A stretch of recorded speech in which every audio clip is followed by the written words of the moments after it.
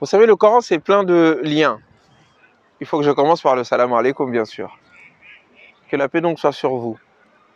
Mais vous avez compris, je suis tellement pressé de vous révéler, de vous dire un peu ce que je vois de relation entre les différents passages du Coran que je ne peux m'empêcher de vous exprimer avec joie euh, cette demande nécessaire, renouvelée à chaque instant, vous l'avez saisi dans mes interventions, de méditer le Coran, de le méditer dans le choix des mots utilisés, dans le méditer dans les relations qu'il établit entre ces mots, dans le méditer, de le méditer dans la manière dont il les juxtapose, les signes à l'intérieur des sourates et les signes entre les sourates en fonction du sujet, de la thématique et autres, de le méditer aussi dans la relation qu'il y a entre les sourates, les unes après les autres, les unes avec les autres, les unes en les autres.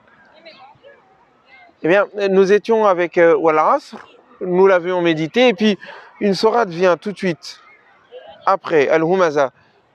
Et on se pose la question, mais pourquoi est-ce que cette sourate vient juste après? Et puis tout d'un coup, lorsque vous vous posez la question du pourquoi, eh bien le comment est éclairé d'une nouvelle lumière. Pourquoi effectivement, après la sourate Al-Asr, vient la sourate Al-Humaza? Wailun, malheur. Likulli humazatin lumaza. Nous étions dans la perdition avec la sourate Al-Asr. Maintenant, nous sommes dans la description de celui qui n'aura pas écouté la sourate Al-Asr, qui n'aura pas fait montre de foi, qui n'aura pas agi dans le bien, qui n'aura pas rejoint la communauté de ceux qui agissent pour la vérité et qui persévèrent dans cette voie. Il n'a pas suivi cette voie. Nous étions ici avec l'image de ceux qui réussissent et qui sortent de la perdition promise à l'être humain. Et là, nous sommes avec une autre image qui s'oppose radicalement à la précédente, qui est celle de celui qui va suivre une autre voie, la voie de la perdition. Wailun, malheur donc, li kulli humazatin lumaza, à tous médisants, à toute personne qui aime se moquer des autres, qui aime leur lancer des colibés, qui aime les dénigrer. Wailun li kulli humazatin lumaza. Il est empli de dénigrement envers les autres. Il se considère comme le summum. Et pour cela, et en raison de cela, de cette fausse croyance, il pense que le reste des êtres humains ne sont que des moins que rien. Wailun likulli humazatin lumaza. Alladhi, il est celui, jama'a malan wa addada, qui amasse les biens, qui amasse l'argent, qui a son compte en banque rempli, qui est empli de bonheur et il est heureux, il est empli de satisfaction lorsque tous les matins, il regarde sur son compte en banque les millions, les milliards, les dizaines, les centaines de milliers, l'argent qui s'accumule sans qu'il ne le dépense. Il aime l'argent pour l'argent. Non pas pour ce que l'argent peut apporter, mais pour l'argent en soi. Deux choses donc, il dénigre les autres et il amasse les biens. Il y a correspondance. Car le fait de refuser de donner doit être justifié par le fait de penser que ces autres-là sont des moins que rien. Si ces autres ne sont pas riches, c'est qu'ils le méritent. Si ces autres sont pauvres, c'est parce qu'ils ne travaillent pas assez. Ce sont des cancers de la société, dirait un politicien, et je ne dis pas un politique français. Ce sont des gens, des moins que rien, des immigrés, des sans-papiers, des noirs, des arabes, des femmes, bref, des gens qui appellent sur leur tête la malédiction de la pauvreté en raison de leur naissance, en raison de ce qu'ils sont naturellement, intrinsèquement. Eux ont réussi parce qu'ils sont au-dessus. Ils pensent en raison de ce qu'ils amassent de bien. Yahsabu, et ils pensent annama lahu akhlada, que son argent, que ses biens qu'il amasse vont le rendre éternel. Voyez-vous, il y a une relation à établir ici. Le dénigrement des êtres humains, le fait d'amasser les biens et le fait de croire qu'on peut être éternel. Au fond, la peur de la mort le refus de la mort, le refus de ce qui est au-delà, parce qu'en réalité, ils ne croient pas en l'au-delà, ils ne croient pas en la résurrection. C'est la raison pour laquelle ils s'accrochent à cette vie. C'est la raison pour laquelle ils pensent qu'il est exceptionnel. C'est la raison pour laquelle il essaye d'assouvir, au fond, son besoin de vie supplémentaire qui est le besoin de chacun d'entre nous. Nous avons l'instinct de vie, l'instinct de survie. Nous voulons vivre, certes. Et cette volonté de vivre peut nous faire croire que la vie s'arrête à cet instant-là et qu'il n'y a pas d'au-delà. C'est pervers. Eh bien, il assouvit ce besoin de vie et cette peur de la faim et de la mort dans l'amassement quantitatif des biens. Quand nous sommes en perte de qualité, nous remplaçons cette qualité par la quantité.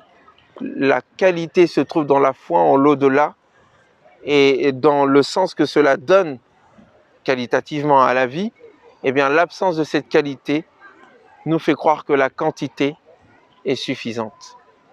Nous sommes dans le règne de la quantité, pour parler comme René Guénon.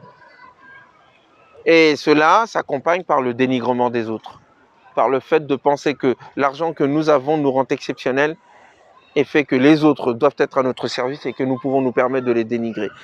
Quand une société est ainsi fondée, c'est le malheur qui l'attend. Malheur à ceux qui dénigrent, qui passent leur temps à se moquer, qui passent leur temps à dénigrer les autres et qui amassent les biens en pensant que c'est là leur noblesse et qui pensent qu'en faisant cela, ils vont devenir éternels. Oh, ils savent bien qu'ils vont mourir, mais ils espèrent qu'avec cet argent, eh bien peut-être qu'ils arriveront à déjouer le sort, à déjouer le moment fatidique, la mort. Alors ils pensent à améliorer l'humain.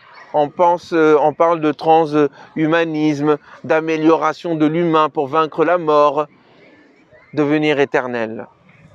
C'est le rêve de tous ceux qui ne croient pas en ce qui est au-delà et pensent que la fin nécessaire qu'apporte la mort, c'est la fin de tout. Là où la foi nous dit, c'est le début de tout. Il ne croit pas en Dieu, il ne croit pas en l'au-delà, il croit qu'en sa poche, il croit qu'en son argent. Il croit que ce qu'il est se limite à ce qu'il a. Et de ce fait, il dénigre les autres qui ont peu de ce qu'il a et de ce fait pense qu'ils ne sont que des moins que rien. Et le Coran fait souvent cette association entre le fait de ne pas croire et le fait de ne pas donner. Le fait de ne pas donner et le fait de ne pas croire. Parce que quand on donne au fond, on sait que nous recevons plus.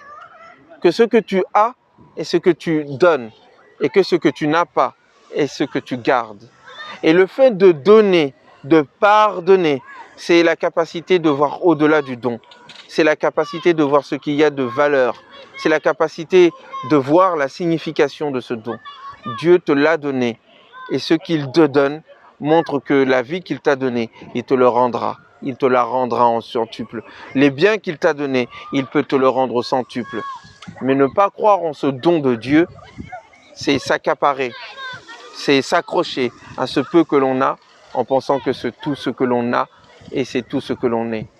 Waïloun, donc malheur à ceux, les kulli humazatil lumaza qui dénigrent les gens, comme en ce moment dans nos sociétés humaines, comme en ce moment quand les pays du Nord se moquent des pays du Sud, comme durant le coronavirus, le Covid-19, l'on n'a pas cru que cela pouvait nous arriver à nous, sociétés occidentales avancées, et que cela a été bon pour les Africains, chez qui il faut aller tester nos médicaments. Oui. Cette arrogance-là nous fait perdre pied, nous fait perdre de vue l'essentiel.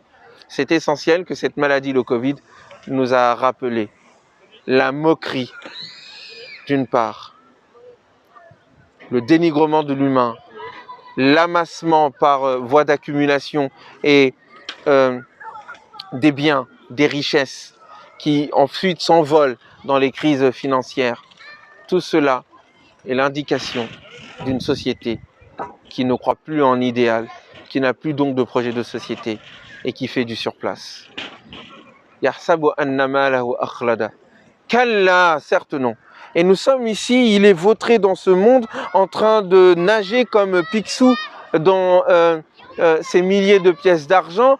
Et tout d'un coup, nous nous retrouvons dans l'au-delà. Qu'Allah, certes, la yumbazanna, il sera jeté. Fil hutama, dans ce qui écrase.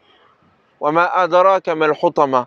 Et qu'est-ce qui te fera comprendre ce qu'est ce choc terrible qu'est la rencontre massive avec ce qui nous écrase? Narullah il-muqada, il s'agit du feu ardent de Dieu qui est éternellement allumé. Ce feu dont la caractéristique est de venir carrément brûler ce qui a péché, ton cœur. Oui, le cœur qui n'a pas su voir l'au-delà va être lui-même victime de cette flamme qui va au-delà du corps. Et dans lequel ils y vivront éternellement brûlants dans une demeure, l'enfer, dont les portes sont verrouillées et impossibles à ouvrir. Nous étions dans cet ici-bas, il était dans cet ici-bas, nageant dans l'argent qu'il accumule sans donner, pensant qu'il sera éternel ainsi, mais il va mourir. Et nous n'avons même pas besoin de parler de mourir, de la mort. Nous le voyons immédiatement dans ces flammes qui l'attendent en raison du mal qu'il a commis. Que Dieu nous en protège. Nous étions dans les recettes de ce qui permet de sortir de la perdition. Nous sommes dans la voie de ce qui nous y fait rentrer. Il faut donner, il faut comprendre, il faut méditer, il faut aller au-delà. Que le Coran soit notre compagnon et que la paix et la salutation soient sur vous. Je vous remercie.